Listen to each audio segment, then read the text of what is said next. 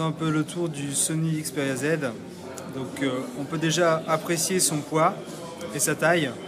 Au niveau de son design, on retrouve vraiment quelque chose de bien fini, avec pour chaque facette du téléphone donc un verre minéral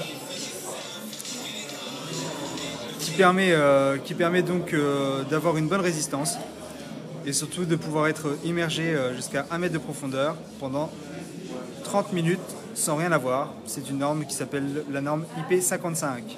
Ici on peut le voir, ce qui est un très bon point, c'est donc l'ajout d'une micro SD. La prise casque, quant à elle, est très discrète et est cachée donc par un petit cache qui est lui aussi recouvert d'un verre minéral.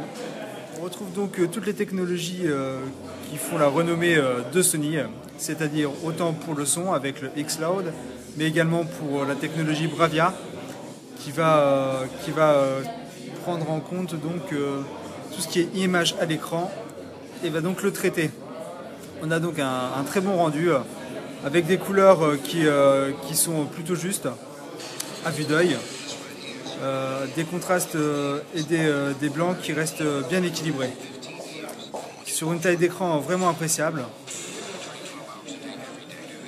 Son processeur quad-core Snapdragon S4 Pro montre vraiment que de la rapidité, on a quelque chose d'hyper fluide. Malgré les critiques qu'on a pu avoir donc, au salon de Las Vegas, au CES, de ce que j'ai pu tester en tout cas, on a une fluidité à toute épreuve. Donc il sera accompagné de différents accessoires, comme donc des enceintes, casques, mais aussi dispositifs ici donc Bluetooth, qui ont des prix corrects. Donc le dispositif Bluetooth sera à 50 €, le casque lui sera à 120 €. La petite enceinte sera donc à 79 € et la grande enceinte, on ne connaît pas encore le prix. Donc vous pourrez faire la parité entre le Sony Xperia Z, qui lui est proposé à 649 €, donc directement avec tous ces produits, et la technologie NFC, donc la technologie sans contact. Donc on voit que Sony continue dans la recherche de la parité avec le NFC, comme on a pu le voir déjà avec les Smart Tags.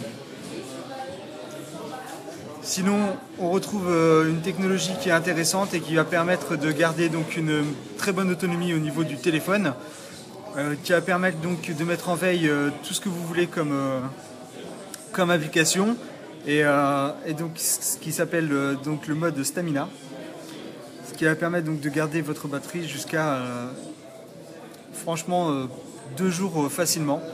On attendra d'avoir le téléphone en test pour pouvoir faire nos premiers retours.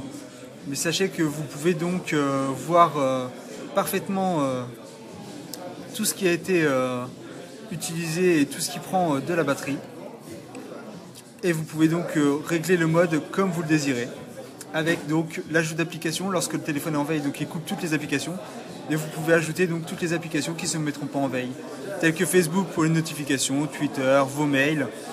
Sinon, tout le reste sera mis en veille et donc va vous permettre d'économiser de la batterie. On retrouve donc ici vraiment un savoir-faire de Sony et on pourra donc sans doute compter sur un des best-sellers de cette année 2013. C'était Dorzio pour Génération Mobile.